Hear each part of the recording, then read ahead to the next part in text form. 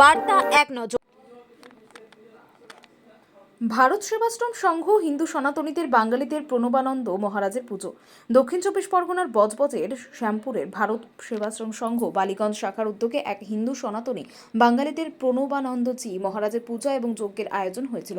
এখানেই জি মহারাজের ভারত সেবা সংঘ এক বিশাল মন্দির হবে, সেই নিয়ে এখানকার মহারাজ কিছু বক্তব্য রাখেন বজবজের শ্যামপুরের এই পূজা অনুষ্ঠানে। অনুরোধের রিপোর্ট, বার্তা এক নজর।